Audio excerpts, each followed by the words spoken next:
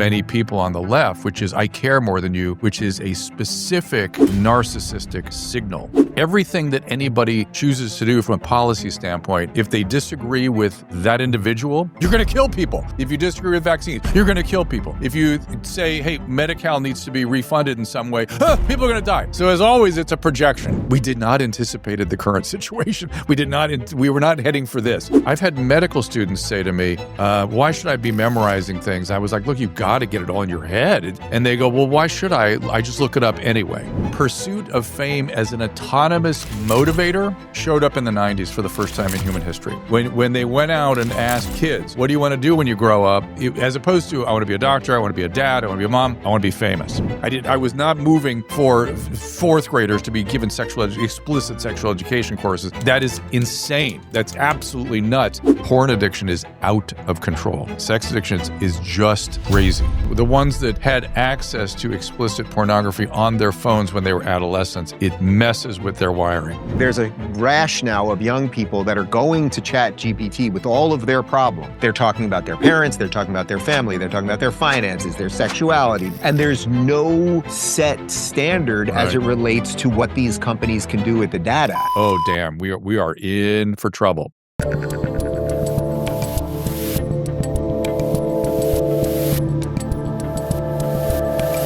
All right, people, as this airs, you know that I am off the grid. I am disconnected. I have no electronics, no communication with the outside world, but we did not want to leave you, the viewer, without content. Thus, as I tape this right now, it is the end of July, and I am with my good friend and, dare I say, internet sensation in this second half of your career, my friend Drew Pinsky. How are you? I'm great, David. Rubin, good to see you. You are missed. I miss you, though.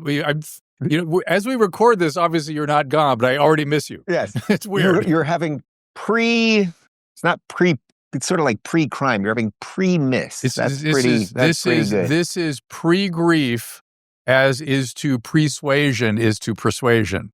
So. All right. Well, unless something goes horrifically awry, I will return. But if I don't, you can have the Rubin Report and all of its assets and everything. How does that sound? It's on the record. Here we go.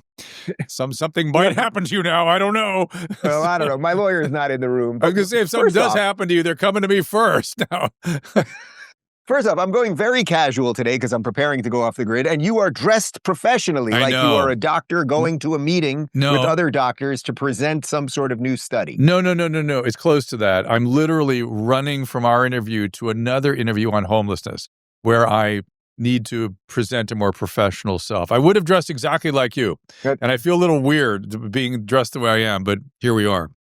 All right. Well, you are a doctor. You are a professional. Before we dive into we're just going to talk about some of this stuff. You and I have been in the same game now for years. Everyone knows our history. You, I think, were the first television show that I ever even did when you were on HLN many years ago. So weird. But I thought first might be interesting because you deal with so many people with different addictions and conditions and neuroses, all of these things. This is my 9th year going off the grid. And partly when I did it for the first time years ago, it was just because I was just getting that internet headache, that thing that we're all obsessed with, the endless scrolling. You feel like your attention span is fraying. And I was just like, let me just try it. Yeah. And needless to say, I loved it. I think it's one of the things that has allowed me to stay sane in this political world where so many people seemingly have gone off the deep end. What do you make of our relationship with the devices, and what do you think of digital detox, generally speaking, and all that? Well, I mean, there's a lot packed into what you said. I would not exclusively blame screens for how you were feeling, right? Yeah. I mean, when people have a busy schedule, they need to take breaks. You just do. You cannot do so. I was a profound workaholic early in my career, and I could only manage sort of 3-day breaks, and I would take 2 days to wind down and then to spend the next day having dread. So it was like not a vacation, but that I had to return. But we do need to do that. But we have this added problem of screens. And so I'm guessing you're saying that not only do you take a break from work, you also take a break from anything online, which is very healthy. This is literally going in the safe. Yeah. I mean, I'm not going to watch the news, nothing for a month. Everybody reports improvement in sense of well-being. It's just a universal thing. And of course, I think we all are becoming more and more familiar with the adverse impact on kids and adolescents. I mean, it's just inescapable. My friends who are psychologists, particularly those who work with adolescents, they do not allow their kids access to screens. Maybe an hour or two a day, supervised, structured, academic pursuits, that sort of thing. Maybe some socialization here and there, but highly limited exposure. Now, the real problem is, in school, someone's going to go, hey, look at this, So the schools also have to take a no screen policy, and some do, or you got to homeschool. So God knows a lot of people are heading that way these days. But yeah, you're absolutely right. It is something that is important, is a good idea, and it's healthy, and you're modeling healthy behavior. So good for you, more so than me. Do you think what was the show you did with famous people in the house? Celebrity You've Rehab. done a couple incarnations. So we had Celebrity Rehab. Celebrity Rehab. Then we had Sober House, which was the follow-on treatments in a sober living, and then we had Sex Addiction too. We did a sex addiction treatment. It was very interesting. So when you've done those shows, but particularly celebrity related, like, do you think there's some element, I'm in the public eye. There's an element of ego that is being, stroked, for basically. Sure. I go out, people, been out with you. People know who we are. They say nice things. They buy you a drink. They want to, they talk to you about this, that, the other thing. That in some way there's like a particularly unique case. It used to be, you'd be addicted to a substance or you'd be addicted to a particular behavior or something else.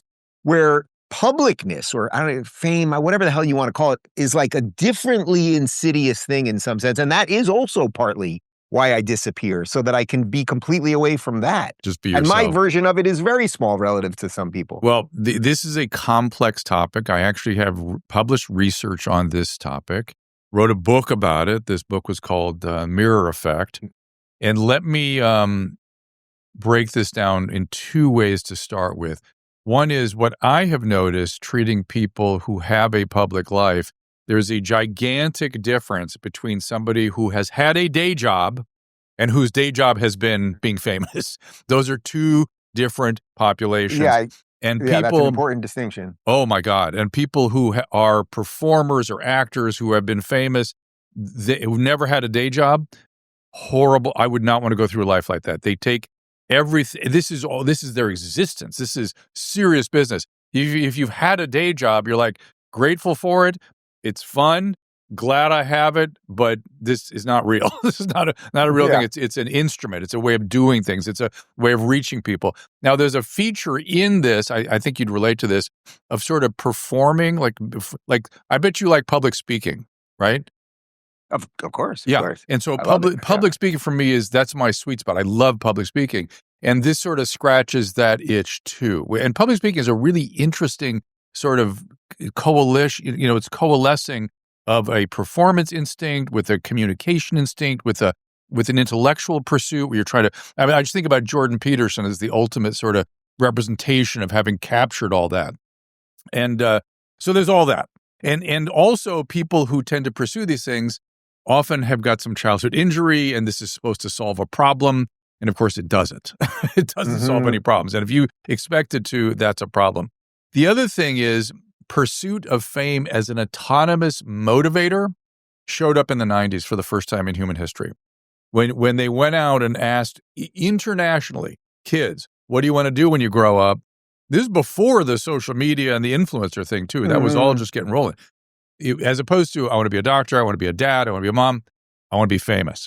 That was never something that was in the Why do you think that started in the 90s? I mean, we had TV before that. We had famous musicians. We had famous actors, comedians, blah, blah, blah. I don't, because somehow it was becoming democratized and everyone felt they had, a right to it. I think there also was a massive shift. This is a big topic we're about to get into, a massive shift towards narcissism. And I actually interviewed a physicist, psychologist a couple weeks ago, who was saying we've now moved actually from, he frames it as this: we were in a schizoid position for many years when hallucinations and hearing voices and encounters with God were like not considered pathological. They were normal. And then as the individual became paramount and sacrosanct, we moved towards narcissism. And then all these media outlets really reinforced all that. And in his opinion, we've actually moved now into borderline process. And I think that's true. I think hysteria has now captured. Trump derangement syndrome is a hysteria. And you notice how people exaggerate and project. I was thinking this morning, I'm a little off topic here, but I wanted to bring this up with you, that I noticed the left does something. I just noticed it this morning. Everything that anybody chooses to do from a policy standpoint, if they disagree with that individual, you're going to kill people. People are going to die. Everybody's going to die. If you disagree with masks, you're going to kill people. If you disagree with vaccines, you're going to kill people. If you say, hey, Medi-Cal needs to be refunded in some way, people are going to die. Look, literally, if you defund NPR, you're going to kill people because there won't be enough weather people reporting on. Yeah, because that's the only way to get weather. That is hysteria, and it is disgusting, and we should be repelled by it. Let me just. Medi-Cal is the one that has the greatest sort of traction to it, and let me assure you, this is something that no one ever talks about. As a physician, no one, and I mean no one in the United States of America is refused health care if they need it under any circumstances. Who eats it is all that's in question here. Usually it's the doctors and the county when Medi-Cal doesn't cover it. So the counties and the physicians are going to eat this. And our LA County has begun to speak up about it. I've lived through this before. I've lived to David, I'm a time traveler, man. I have come from a bygone era, and I've traveled through time, and I've seen these freaking bad ideas come and go and come and go. And right now, all the bad ideas are on the table for some reason. This month, Tax Network USA is celebrating American Pride Month with 10% off all services honoring freedom, resilience, and financial independence. If you missed the April 15th deadline or you have back taxes, don't wait. The IRS is ramping up enforcement fast. Penalties can hit 5% per month. The good news, Tax Network USA can help. Whether you're self-employed, run a business, or your finances are a mess, their experts know how to get results. Consultations are free, and acting now could save you from wage garnishments or bank levies down the road. Call 1-800-958-1000 or visit tnusa.com/Dave to get started. Take advantage of this month's sale for 10% off.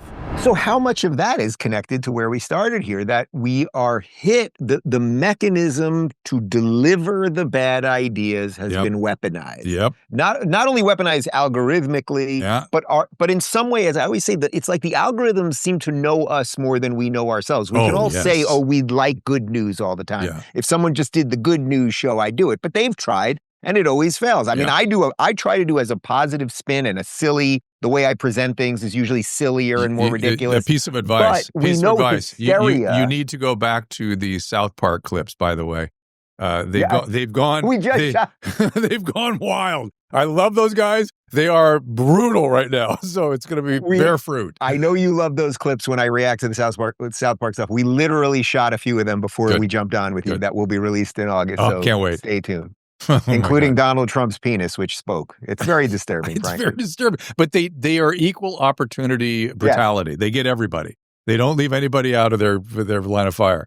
So what would you as a doctor, I mean, if someone came to you and said, well, I guess you could do a couple of versions of this. Let's say someone brings their 15-year-old kid who's crushed under the weight of all the incoming fire of cancel culture and just the general state of craziness. They're inundated with the images and all this stuff. Yeah. Then someone comes to you, now they're middle-aged, and then someone comes to you in older age. Do you have to operate with these people differently to get them out of some of the ways we are hit with information? Yes, and the pathologies tend to sort of be a little different, right?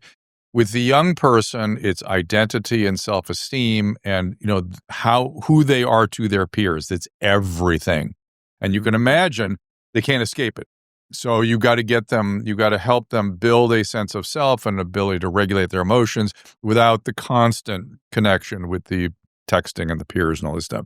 But it's tough. It's very tough. What do you do about the physical side of that? Because that's also been put on steroids. Everyone is filtered and photoshopped. And, so every 15-year-old girl is comparing herself and guy, comparing themselves to things that don't exist. Correct. And I think limit exposure, obviously, because even anybody can just be distorted by that, right? I mean, any human being. But I have the sense that what are we calling after Gen Z? Alpha now? I don't even know what we're calling them. They're alpha. Yeah. Alpha kind of gets it. They know it's bad for them, and they know it's bullshit. And so they are a kind of a discerning group, but still you got to help them. You got to limit the access. The older folks. So the older folks are being swept into hysteria and ending up outside the Tesla dealerships, right? Not good. I would urge them to expose themselves to different kinds of information and to think about things. And then the young adults, sort of the middle, 30-something, 40-somethings, porn addiction is out of control. Sex addiction is just crazy.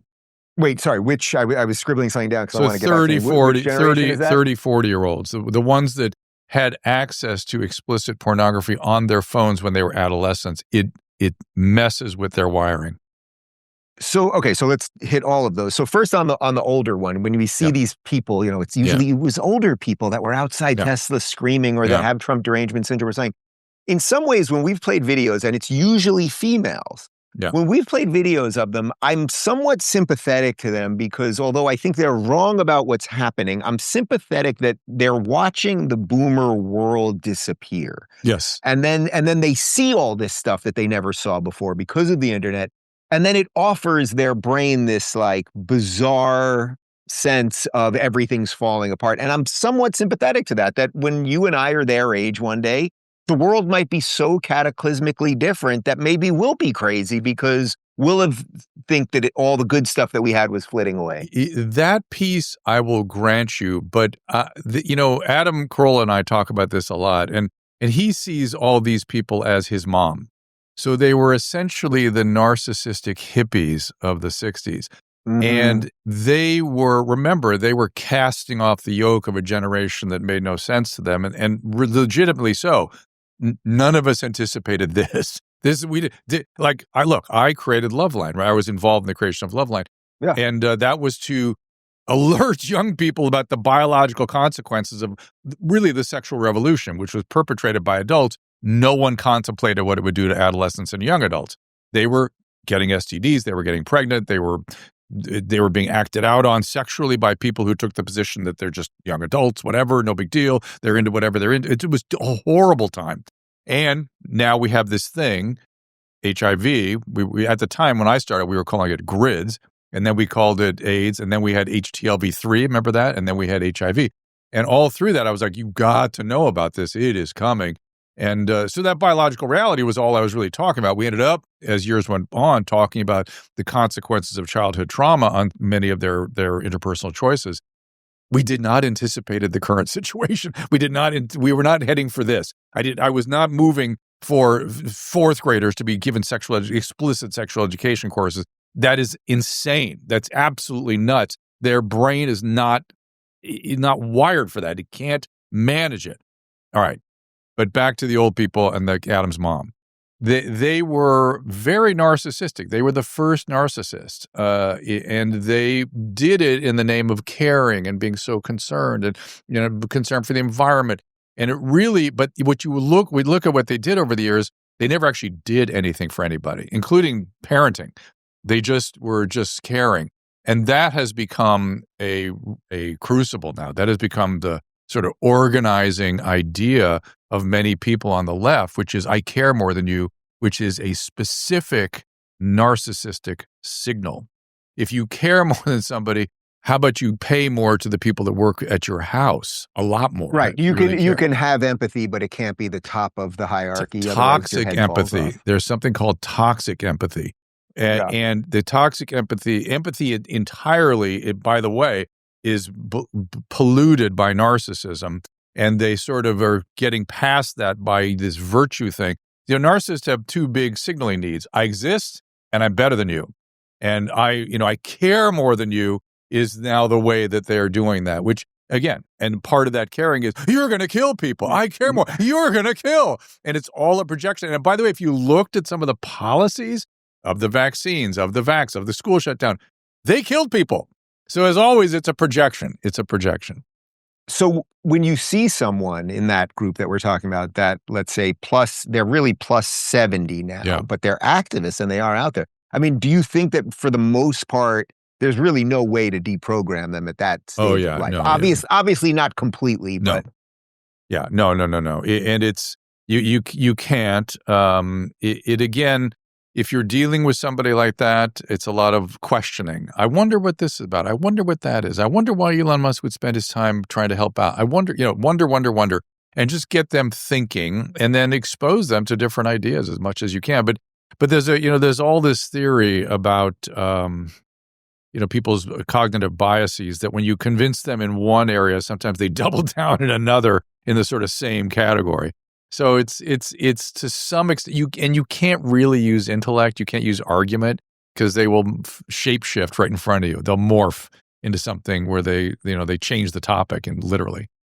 So that's that version. Then you talked about the 30s to 40s. Yeah. So that's really, I think you're talking a little more about Gen Y in some sense. And they were the first ones that grew up where porn was basically everywhere. Did you see, we covered it on my show today. It's obviously weeks ago by the time we aired this. Sorry, what's her name? Julia Sweeney? No, that was an actor on SNL. What? Sydney Sweeney, not Julia Sweeney. That would be very different. But did you see this ad campaign with her in American Eagle? She's this very young, pretty girl. Yeah. And, they're promoting jeans, but they're clearly showing her cleavage and her pants are unbuttoned and all this stuff. And I was thinking when I was watching it, and there's, obviously a certain set of people on the left are outraged because she's white and blonde and too pretty and blah, blah, blah. And then another set of people are like, oh, this is great.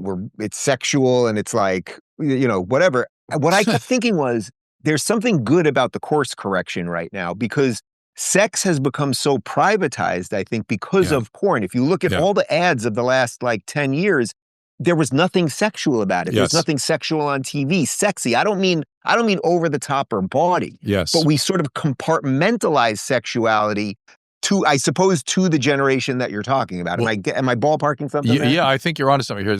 And certainly not only that, but the sexual, if you wanted to have desire to see a sexual image, you're not going to see it in an ad. You're already burned out by what you've seen on pornography. It's like so much more than that. I mean, the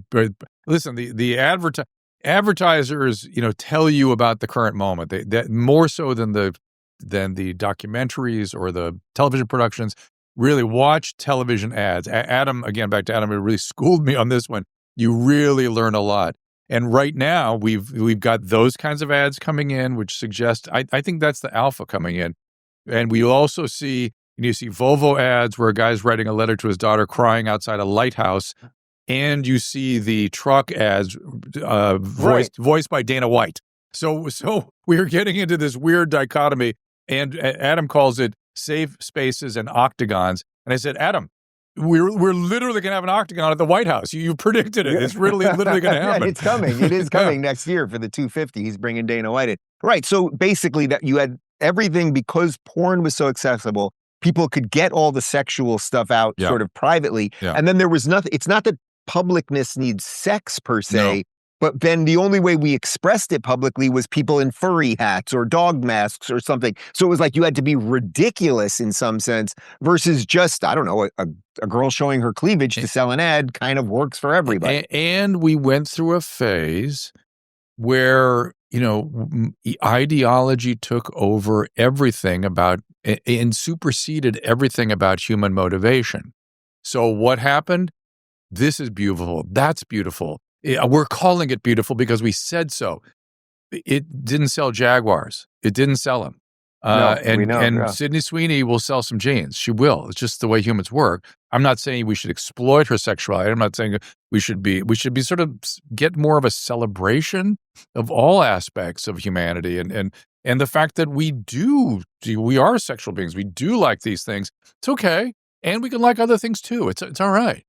Right. That's the key point. It makes more sense to celebrate a pretty girl showing off her boobs for a shirt than it does to have, let's say, an obese woman in a Nike outfit where that makes no sense to the brand. And that's what they push on us. So we hit those two groups. Let's go back to the first group. So the 15-year-olds that are struggling with all of this identity stuff, as you said, and trying to match their way to the world to what the internet is showing them.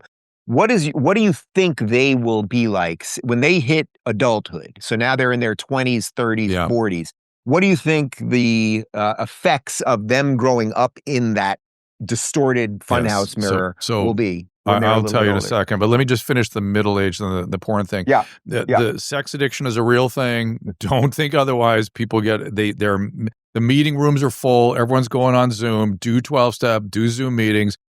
Sex addiction is consuming and has consequences like any other addiction. Please get help for that if you're suffering with that or struggling with that.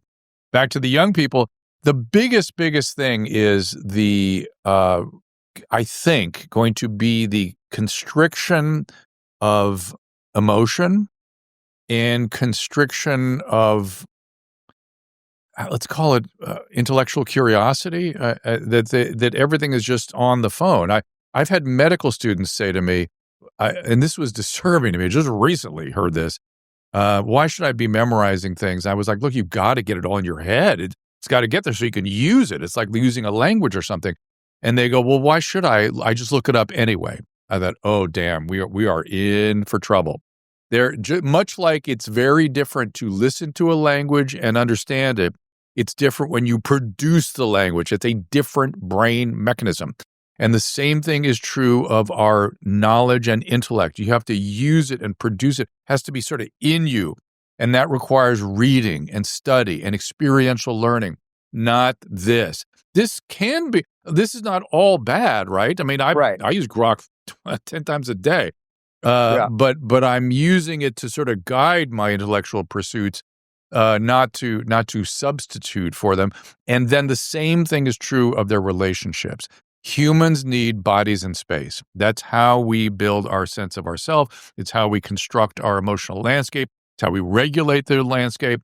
To some extent, we can do it through screens like you and I are doing it, but it is only really because we already have a relationship that we can do it effectively. It requires the bodies communicate in ways that are ineffable and don't get necessarily or fully transmitted through the screen. Want this to be your most radiant summer yet? Start Prolon's 5-day fasting mimicking diet, a science-backed plant-based program designed to help you target fat loss, support lean muscle, and reset your metabolism so you can feel confident and look your best all summer long.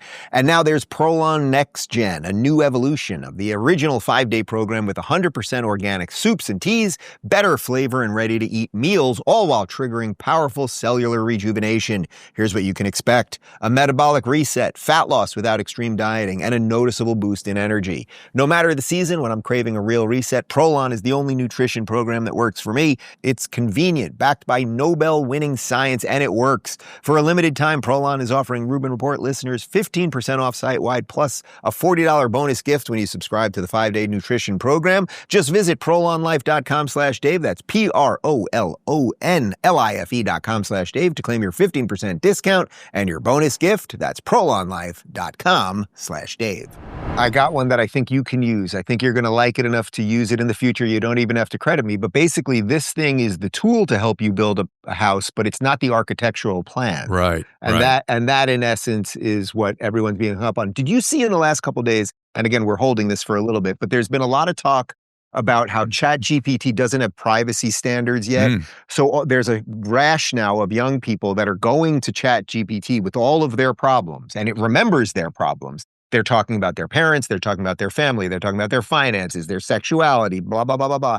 And there's no set standard as it relates to what these companies can do with the data. I mean, that is a Pandora's box that seems completely like the idea of closing that Pandora's box is insane. Yeah, that you can thereby, when you know all your deepest, darkest sort of thoughts and motivators, imagine how you can be manipulated.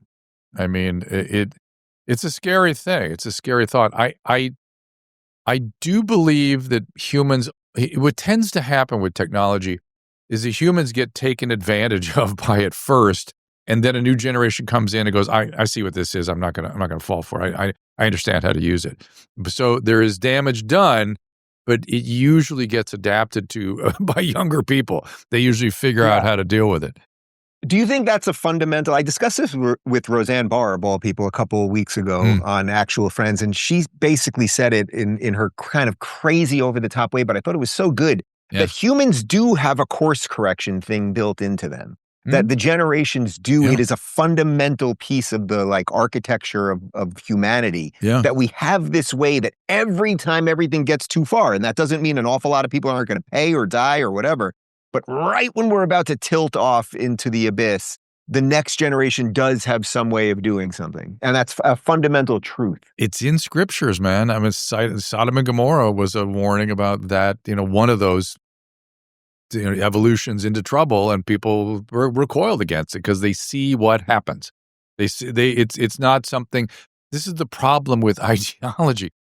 Throughout human history, ideology is what hurts people. That's it. Doing ill in the name of good. That is how humans hurt each other, and it's what we're into right now. We are been in denial about the basics of how humans work, and that is a very destructive. I think we're moving back slowly, but we are moving back, and it is gravely concerning when humans get into that mode. And yes, we will. It's because I've always said this, again, going back to the love line thing. Young people are exquisitely sensitive to case studies, right? They if they see something happen to their peers, they get it. They get it right away, and then they course correct. But they don't want to hear about it from adults, right? They don't want you to tell me about it. I can learn it if Drew's in a box telling me about it, but I won't course correct till I see it happening. And so that experiential phenomenon, I think, is what is at the core of the course correction.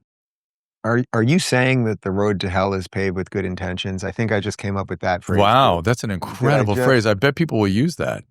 It's worse than that, but it's worse than that, though. I mean, that seems like that seems empty compared to what really happens. To me, the scariest words in the English language are on the order of, well, now we figured it out.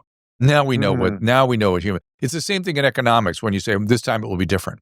It's never different, and you never figure it out because we figured it out 3,000 years ago, and it is just we need to get better at it, not figure it out again. Are you worried to the backdrop of all the stuff that we've talked about a zillion times related to COVID and the institutions failing us and all of those things, that the fundamental things that you care about in your career, I mean, helping people not be addicted to things and getting their lives in order and things of that nature, that people will be less willing to hear the correct analyses because people will just not trust anyone at some point? That's been going on for a long time already. We have had such a tough time getting young addicts into any kind of 12-step process because I don't relate to it. It's not my thing. We're special. We're different. Whatever. And yes, that is gravely concerning. I've seen lots of. It's interesting. I've seen lots of scorn and concern about exactly that issue from people who created the lack of trust during COVID. Right. And it's like, yes, that is a problem. But ultimately, back to thinking you figured it out, what really was amiss was the centralization of authority in healthcare. That is how bad things happen. You got to get people back under the care of their doctor, under the care of a healthcare system they trust and they can communicate with, and not things from on high. Mandates from on high. I mean, it's never been intended to be that way, ever. Do you think there are some psychological conditions that actually are kind of impervious to therapy? And the reason I'm asking you this is I am on, as of tonight, I will be watching the final episode of The Sopranos. It's my third go-around. Did you watch it? Yeah, no, spotty. I've never watched it through and through.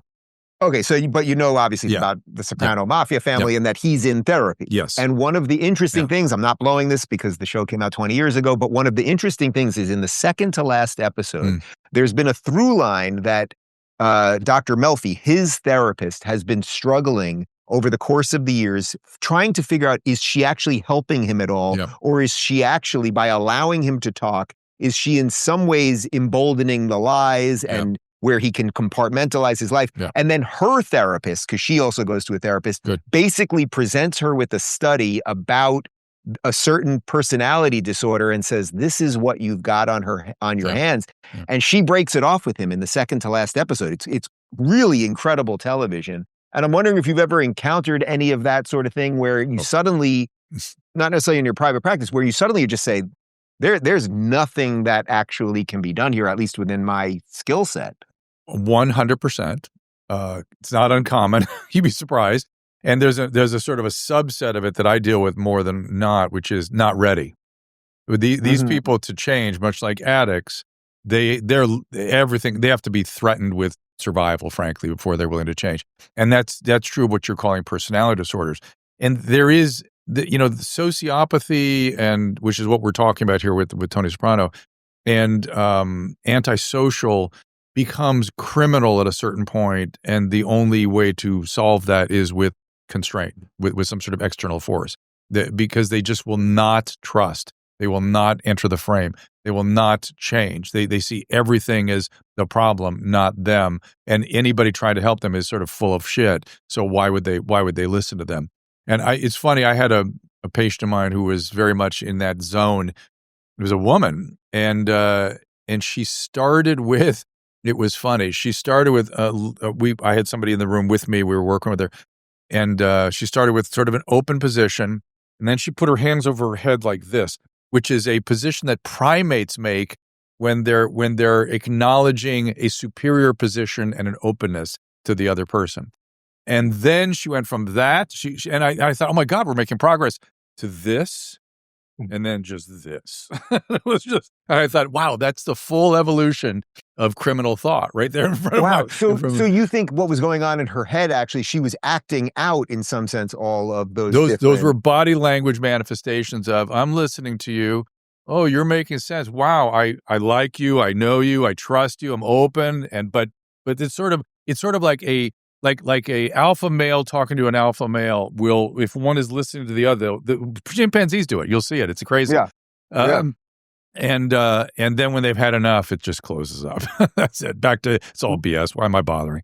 So what's that like for you when you've been in practice dealing with somebody where you get to the end of the road with them and you don't get I'm sure there's been moments where you get to the end of the road and you go, boy, I've set this person up properly in life. But to go the other way, I mean, man. Well, I don't do a lot of that kind of work. I do teamwork with drug addicts, but I'll tell you how that works in a second. But I would try to get that person to somebody who specializes in personality disorders. There is such a thing. And that's what she did, by the way. She tried. Right. And I was listening to a podcast recently where a guy, one of these therapists, a psychiatrist, was in there, and he said, this severe narcissist was in there, and he was telling me this horrible story of abuse in his childhood. And he goes, I don't normally evoke emotion in the interpersonal context of therapy, but I started to cry. And the narcissist went, why are you mocking me? So that's how much they distort the outside world. You see how that works. The addict, they become disruptive. I give them 3 strikes. They're out. That's that. And I cannot tell you, there have been many, many, many times that the person I kicked out of treatment, and sometimes they surprise me. If you offer drugs to somebody else, you're out immediately. If you have sex with somebody else, you're out immediately. But if you use drugs yourself, I actually give them chances. I give them other chances. But if you hurt somebody else, you're out. I can't tell you how many times people come up to me 3-5 years later. I don't even recognize them. They're so different. They come up and shake my hand. They go, I'm in a PhD program for psychology now. I wasn't ready to hear what you were saying at the time, but you setting that limit with me and kicking me out is something that helped build my motivation where I finally got better. What feels more rewarding to you? Is it the ones when you had like the intimacy of the clinical practice and they're coming in meeting with you all the time? Or is it that you can do this at scale now and, someone who you've never met will come up to you at the airport or whatever and say, boy, Drew, I did listen to Love Lines way back when and I had some weird stuff going on and you helped me sort it out. I've always been doing them both side by side the whole time. So they're just different to me. I mean, I'm trying to figure out, we have a sick society on our hands essentially, and I'm trying to figure out how we can use cases again to help kind of move that in the right direction. That's been and we're sick. We're still sick, man. We are still, I kind of feel like we're getting better or something. If we can get back to families, if we could get families healthy again and empower families and do good child rearing, it'll come back fast. So I do think we are on the comeback right now. I feel it very strongly, actually. I think it's hard to see because of the algorithms and because of our conditioning to negativity or what people click. Yep. But it does seem to me that more and more people suddenly care about family or care about what they're putting in their body or are a little skeptical of COVID and blah, blah, blah, blah, blah. I mean, even your very public evolution as it pertains to trusting some of the institutions, I mean, it's powerful stuff, which is why every time we've talked about it, it goes viral. It's stark. I went from saying at the beginning of the pandemic, first of all, I thought the press was causing the panic. I didn't realize it was coming from our government, other sources. And I was like, don't listen to these people. Listen to the CDC and Dr. Fauci. I've worked with these people for years. They will get us through this. And man, was I wrong. Holy moly. I didn't know what had happened to those organizations. And I went from that to, wow, these organizations that were advisory to physicians to help us make good decisions are now trying to usurp they're trying to tell us how to practice medicine. That is insane. And as that became more and more clear to me, how insurance companies and hospital employers and regulators were taking over medicine, I became a freedom fighter. And then when my speech started getting constricted, that's just unimaginable to me. In this country, the First Amendment, the very first principle of the Bill of Rights, is being infringed upon, and people are questioning whether we should have less free speech. Holy crap. I can't believe we're there, but it's been my evolution, and there's been lots of other little sidebars to it. But yeah, I am fully there. We got to fight for these things. Tom Sizemore once told me, I love Tom, and I've known him for many, many years. And he said he was preparing for Black Hawk Down. And he went and he lived with a sort of colonel in the Air Force or something. And the guy came to the door and went, all right, you can hang around here, but I'm busy fighting for freedom in this world. I'd fight for the freedom of this country, and that's a full-time job. And we both were like, this guy thinks he's fighting for freedom. I think about that guy all the time now. Thank God that guy was there fighting for freedom, and the guys like him. And now it's got to be all of us. All of us. Today's show is brought to you by Rumble Premium, the home of free speech and exclusive content from the voices that matter. With Rumble Premium, you get ad-free viewing, access to exclusive shows, and premium features across the platform. We're talking about Crowder's Mug Club, Tim Pool's Timcast, Russell Brand's Raw Commentary, and much more. Whether it's breaking news, real talk, or the content that challenges narratives, Rumble Premium puts you into the front row. Support creators who actually say what they mean and mean what they say. Go to rumble.com/premium/Rubin to join today. That's rumble.com/premium/Rubin, because truth shouldn't come with a filter. Why do you think some people are wired in a way or conditioned in a way, or maybe it's just innate, that they are able to do the mea culpa, able to do what you did, say, boy, I missed that, and some people can't? I was watching a video just a couple days ago of Nancy Pelosi being asked, do you have any regrets around the election and the Biden and Kamala stuff and the way things went down or anything? And she had no regrets. No regrets. That is completely insane to me. Me and too. What you just said, which is very dear to your heart and career, is that you made a mistake. I mean, do you think that that's conditioning? Is that how we're wired, that some people can do it and some people can? Is that just humility that you're supposed to learn along the way? It's a great question.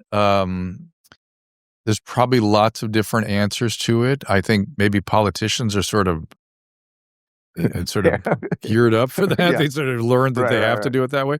But maybe she wasn't the best example, but pretend I gave you a non-political example. Just someone who can apologize. Yeah, I'm making apology a habit right now. Wherever I find something that I needed, that I did wrong or need to change course, I'm on the record, I'm apologizing. I got Jenny McCarthy in here last week for my streaming show. By the way, my wife will kill both of us if we don't mention it. It's Tuesday, Wednesday, and Thursday on Rumble at Ask Dr. Drew, 2:00 Pacific time, also YouTube, X, wherever else. I brought her in here to apologize to her. I said, Jenny, you've been a friend for a long time. I've always admired you. And she's an extremely bright woman. I don't know if as many people know that as I do. I've known her since the 90s. And I said, I have been less than supportive of your vaccine concerns. And that is, I apologize. That is wrong. I should have listened to you, and we should, address these things in a systematic way. And it's sexist because I didn't think about what it meant to you as a mom. And that was powerful for me. I need to, I don't know why I find it such a powerful thing to apologize. I think if you're a narcissist, it must be really hard. It must feel threatening that your very being is because they're so close to shame all the time with narcissists. And I get it. Shame is not a great feeling. And I'm exposed to shame too. I don't like it. It's not good. But you gotta have humility, faith, forgiveness. These are real things, and you have to steep yourself and make a point of going after these things wherever you can. It's for your own health. It's for the good of all of us, but it's also for your good. And if it doesn't go well, not all, you can't do apologies that hurt other people. It's like the amends in 12-step.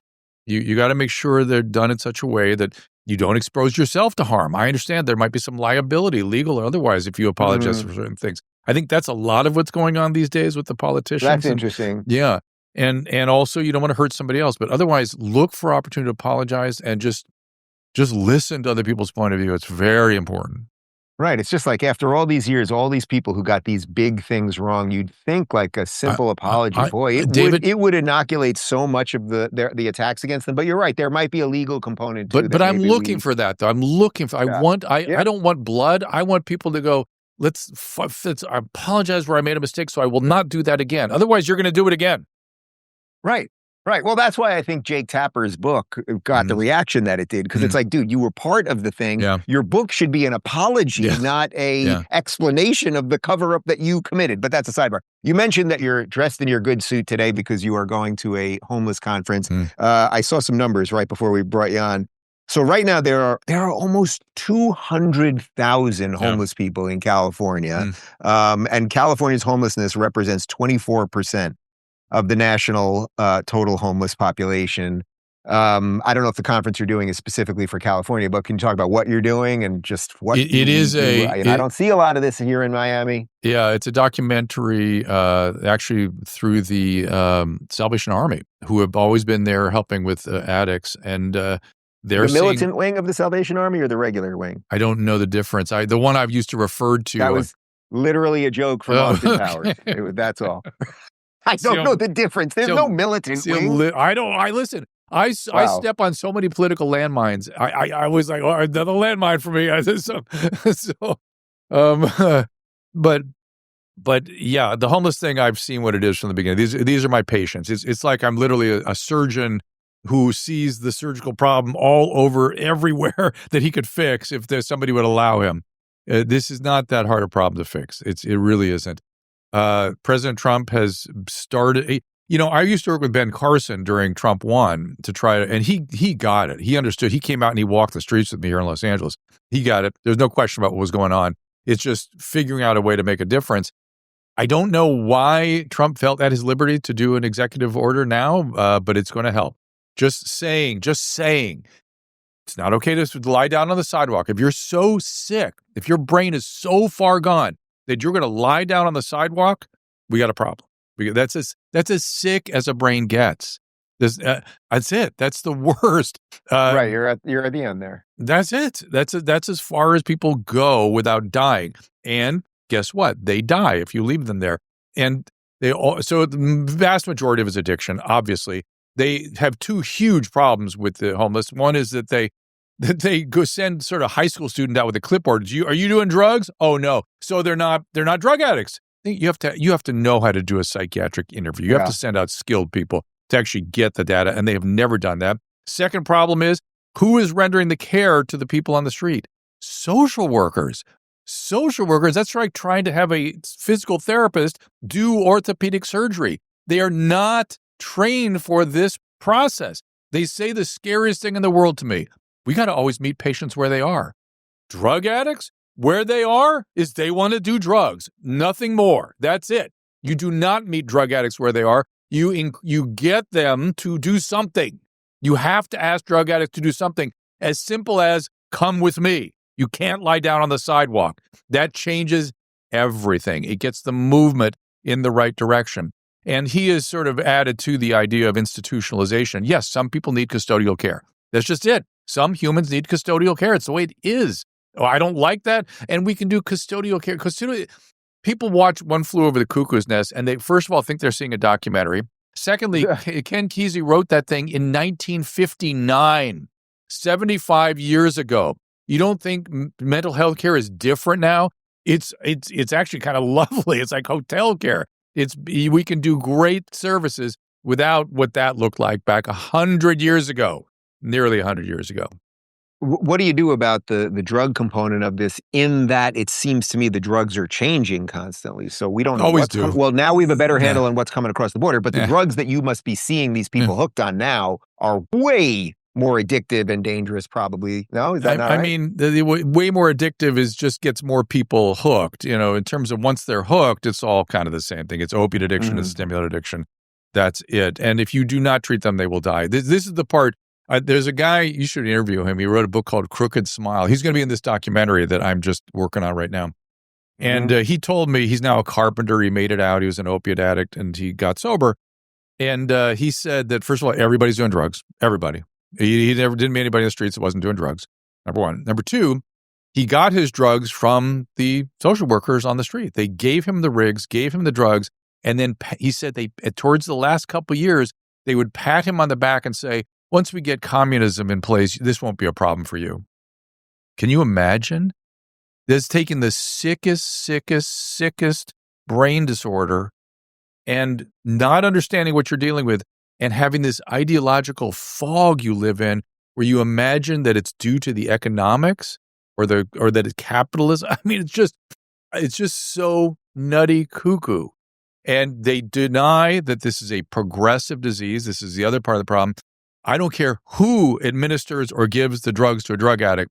The disease progresses to death. And that's why we lose 6 to 8 a day here on the streets of Los Angeles. What's the documentary called? We don't have a name yet. Not that I'm aware of it. I'll send it out. But I want to say one more thing about, things that go viral between you and me.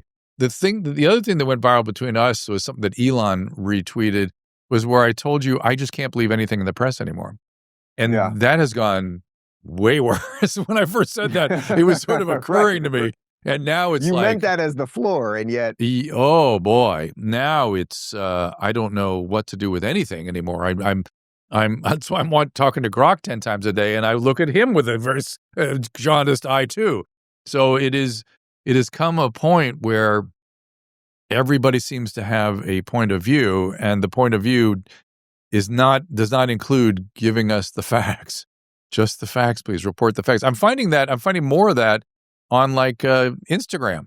I'm finding people just, who are reporters, who were reporters, who are just going, let me just try to give you the facts. And I'm finding it there, strangely enough. Well, you know what? You're on the short list of people that I still trust for whatever that is worth, God my bless friend. you. And You as well. I have just heard through my ear, my lawyer has broken into the conversation. You can't have the Rubin Report assets if I don't come back there. It's going to have to go to auction, and it's going to be a whole thing. Listen, you're doing me a service, because if you end up dead, now they're not going to come after me. So don't you dare end up dead. You and that lovely family do great, have a great time, enjoy your health, and you'll come back with 6 times the horsepower that you have now. That's the plan, my friend. Good seeing you, Drew. All right, buddy. Thanks. If you're craving more honest and thoughtful conversations about politics, check out our politics playlist right here. And if you don't want to miss any future videos, make sure to subscribe and hit that notification bell.